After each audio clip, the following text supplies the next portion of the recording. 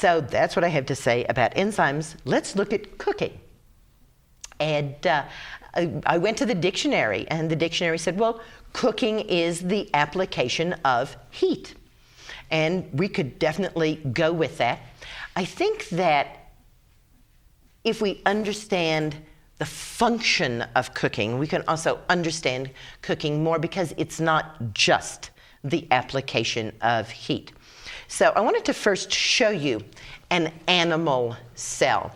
And what's really important about the animal cell is out here. This is the membrane around the animal cell. And that membrane is very thin and very flexible.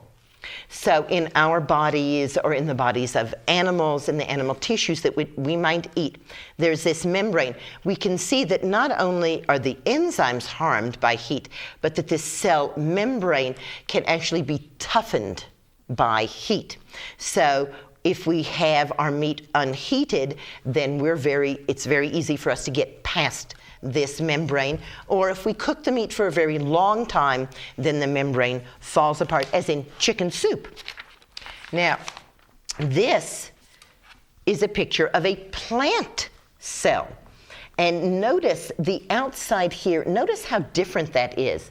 The plant has a cell wall, and that wall is very thick and very rigid. So when we're attempting to get nutrition from the plant, which is all inside the cell, right? The vitamins and the minerals are held inside the cell. We must somehow get through the cell wall. And that getting through the cell wall is what I call cooking. So certainly heat will do it. Heat will break down this cell wall. But there's a variety of other things that can also break down the cell wall. Freezing breaks the cell wall, doesn't it? That's why many plants die when they get frozen, because the cell wall breaks. We can also break the cell wall by dehydration. Dehydrating the plant, which is a form of heat and therefore is cooking, does break down the cell wall. One of the really excellent ways to break down the cell wall, and one of the best ways to cook, is to ferment. Fermentation is a kind of heating of the food that breaks down the cell wall. So basically what we're looking at, if we're an animal or a human being who's trying to get any food value from a plant, is that we must break the cell wall.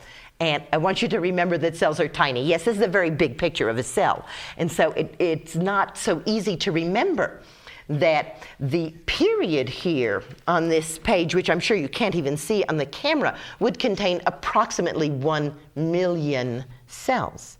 And therefore, chopping, juicing, and chewing do not break down any cell walls. These cell walls are so thick and so rigid that in fact it takes more than 30,000 pounds per square inch to break the cell wall down. So this is true of everything in nature. And what I can say is that nothing in nature ever eats any raw food.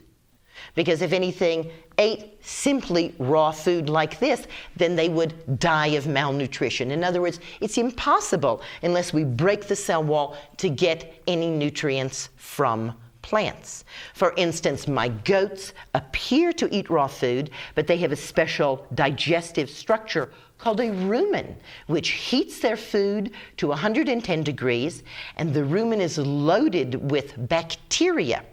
As a matter of fact, I was just reading that in truth you could say that no animals who appear to be eating grasses really eat grass at all. They are actually only eating bacteria, because the grass goes into the rumen where the bacteria is. The bacteria then break the cell wall, eat the grass, and the goat or the cow or the giraffe then coughs up its cud, chews that, and because the bacteria have liberated the nutrients in the plants, the animal is able to nourish itself.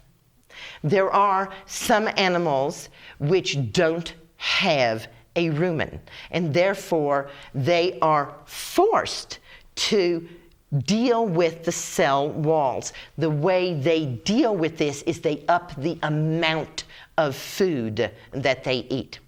So an elephant, which weighs around 1,000 pounds, eats on a daily basis over 300 pounds of food.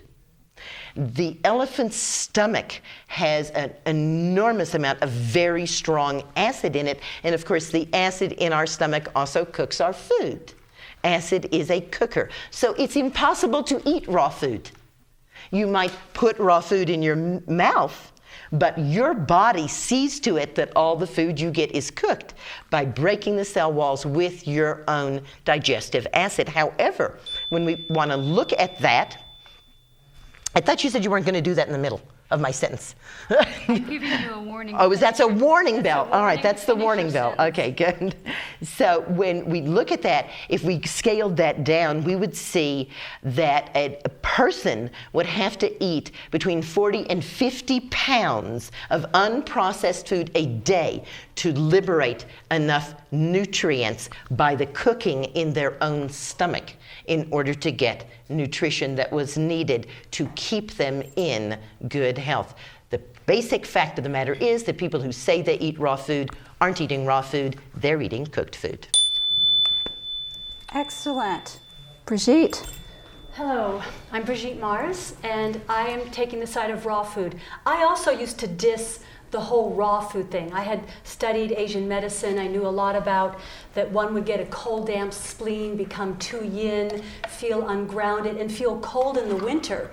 And I was really alerted to the whole raw foods movement by my daughter, Rainbow Mars, who decided that she was going to be a raw foodist, living in California. And my husband and I were very concerned about her safety, that perhaps she was anorexic, and we immediately flew to California to talk some sense into her, only to see that our daughter was in the best health that she had ever been, and recently gave birth underwater, had no scarring, and delivered a beautiful, healthy baby girl. So I decided, in support of my daughter, to try a raw foods diet and just do it for a year, because I wanted to warn her of the dangers of vitamin B12 deficiency, of protein deficiency, of mineral deficiency.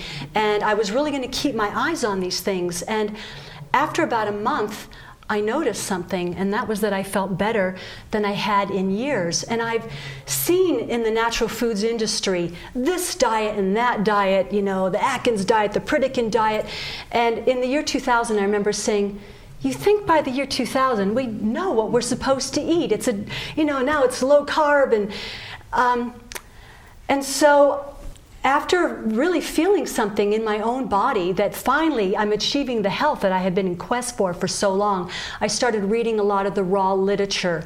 And certainly when Susun talks about enzymes, enzymes are one thing, and I spoke yesterday with Dr. Rohit Manohar from Enzyme University, and they have recently done a study that shows that enzymes do survive being digested, especially in a more alkaline environment. If the digestive system is more alkaline, the enzymes are going to survive longer. But we're still learning about enzymes. They're a rather recent study. Most of the research was done by Dr. Edward Howell in the 1930s. He also declares that enzymes do survive digestion. But it might not just be enzymes. I believe that there's a special life force in living plants. And I know as herbalists, we often talk about the doctrine of signatures, that plants give us hints as to what they're good for by the way they look and by the way they grow. And if you plant a sunflower seed, it has the life force to grow into a 10-foot tall plant. If you plant a roasted sunflower seed, it rots in the ground. So there may be something else in there, some sort of life force, but I do know from my personal experience that eating raw food makes me feel more alive. And there are ways